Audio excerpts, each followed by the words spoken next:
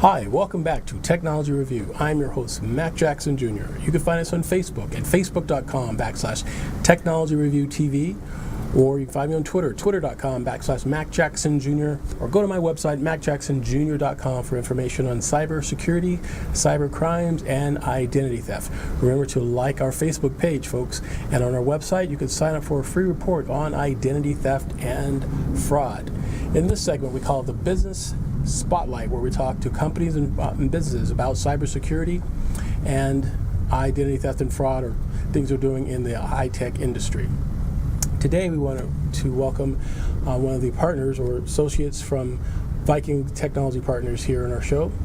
How are you doing today? Good, Jacob. thanks. Good. Jacob, right? Yep, Yes. Jacob. Doing well. Absolutely. Thanks for Jacob. having me. Absolutely, yeah, I appreciate that. Glad you guys could come to our show, and Becky missed this week, but next time we'll have Becky on. She's a lot colder than we are down here. So, She's at a place where it's cold. Yeah, exactly. Yes. Yeah, so thanks for having me on. And, Absolutely. We glad we get to talk about what we can do to help people out there and make the world a little bit safer place from the bad guys. Yes, absolutely. So tell me about what your company does. So we do consulting for networking as well as security. Mm-hmm. Security obviously is a big thing for businesses today. Sure. And we can discuss with a company about security, about what their business is, and enlighten them to the risks that might be involved for a company like them. So, and if we think that there's probably something that they should change about their practice, we can talk to them about that. Implement technologies that will make them have, either a lower cost of compliance, perhaps, or just help them not be as vulnerable to security breaches and cost them some money and customers later on down the line. Absolutely. So what are some of the things you've run into with customers, types of vulnerabilities? Do you find that the customer has a vulnerability first, or in other words, is a customer more proactive or reactive? We talk a lot about that in our show. Is it before there's an issue? Well, it's both, actually. Customers a lot of time will talk and say, this is really important to us, but we don't know what that means, is a big one. Education. Yeah. And so we talk about, this is, if security is important, then these processes should be in place, these technologies should be in place. And sometimes they have them, sometimes they don't. And, right. A lot of times, the biggest vulnerability to a customer is the lack of consistent process or consistent build processes, those kinds of things. Absolutely. And so what we've done with customers is use products like Ansible to go in and say, this is how things should be in a good state, and then build based on that. And if there's deviation from what should be, we can align back to what it is. It makes auditing a lot faster. It makes their cost of compliance a lot faster and cheaper. So, and in the end, it keeps them much safer, because the human element and the sort of our best intentions are to keep things secure, but sometimes that doesn't always happen. Absolutely. Yeah, a lot of times it really doesn't. And especially when you speak of compliance, a lot of times clients don't understand when you talk to them about compliance, or thinking that's something that's an option or they have to do because either a governmental agency is going to come down on them about it. But there's also business regulations as well, right? PCI. Sure. And that's PCI, not governmental, that's business regulation. Will come down on companies if they're not in compliant with certain type of merchant services as well. So do you help clients out making sure that their merchant servicing devices are in compliance? Sure, we have. And a lot of times with our goal, if it's strictly compliance, is we look at it and say, compliance is one way to look at things, and it's a very important way to look at things. Right. But let's also look at the risk. Yes. So even though you may be in compliance per the check mark of the box, but what does that actually help your risk? And that's really important, because the two oftentimes are aligned, but not all the time. Sure, right. And we ultimately want to do the best thing for our customer, so we need to bring in that aspect of it as well, because like you said, compliance, it's important, you have to do it, there's a big cost to it, but that may not be the whole picture. So that's one thing that we can bring to the table. Absolutely. So what are some of the services that your company offers when they first go in?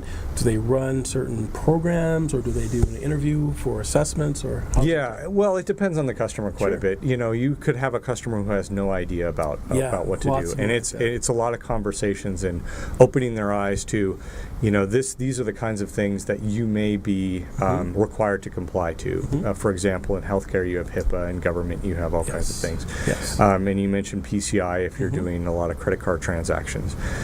So a lot of education, like you mentioned at the beginning, and then sitting down and saying, okay, this based on your business, let me understand your business as well, because what we want to do is ultimately help the business, not Right. just be there to check boxes. Right. So understand the business and then help them either meet the compliance if that's really what it's about, or just talk to them and say, look, you are a web company and you do a lot of transactions on the internet. So your risk would be somebody taking down your website. So what are the things on the network that we can do security-wise so that we can help you be able to run your business? Now, another business may not have those requirements. They Right. may have strictly, you've got people coming into the brick and mortar store, Right. and they may not have the same kind of restraints. Then you're dealing with backups, because True.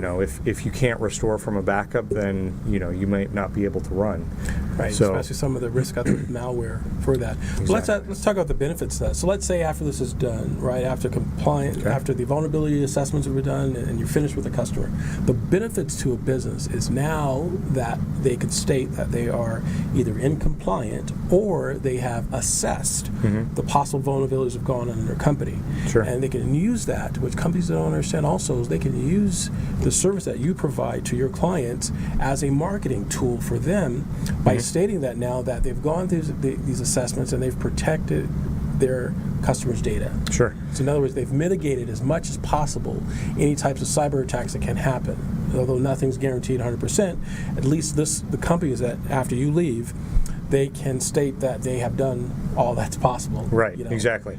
And I think as security becomes more and more aware in Right. the consciousness of people, they kind of, you're kind of fulfilling something that either they're looking for, Right. consciously or unconsciously, to get sort of the good feeling that they're putting their identity or their personal information, whatever it is, Right.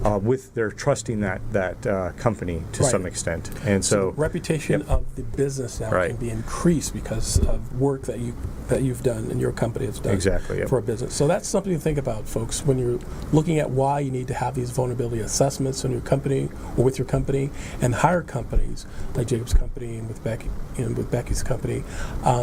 It will give you that extra competitive edge above your competition now, because a lot of companies aren't taking this seriously, right? They're not matching us to the bottom line.